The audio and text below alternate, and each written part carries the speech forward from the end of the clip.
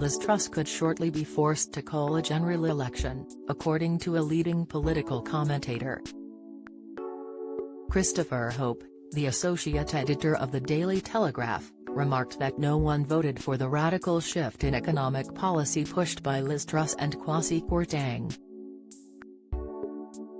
The Jeremy Vine Show panellist forecast that Ms. Truss may end up having to call on Britons to vote to calm the market turmoil. This comes as more than 100,000 people have signed a government petition calling for an immediate general election to end the chaos of the current government. Author Gemma Forte, also a panelist on the program, claimed the days of market turmoil were total and utter mayhem. She even called on Ms. Truss and Mr. Kwarteng to be put in prison because I think it is criminal for what they have done. Ms. Forte added, there is justification for that because there is no mandate for her gobbledygook plan. Mr. Vine quizzed Mr. Hope on whether this was right since there is no manifesto nor mandate for the policies being pursued.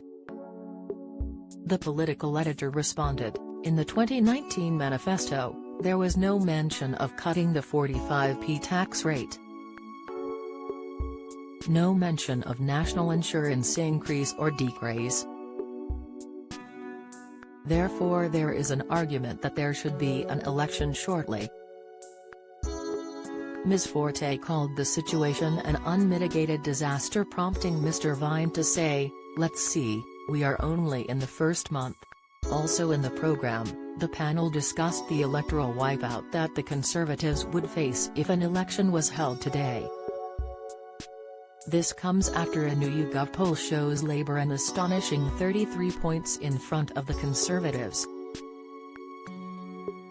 Mr. Vine joked, if we put the poll aid into the electoral map, I would have to use some red paint.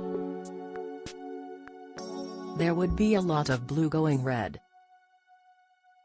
He noted that there are only 3 seats that the Conservatives would hold according to the mind-blowing survey. The latest figures show Labour with a majority of the vote on 54%, with the Conservatives behind with less than half that on 21%.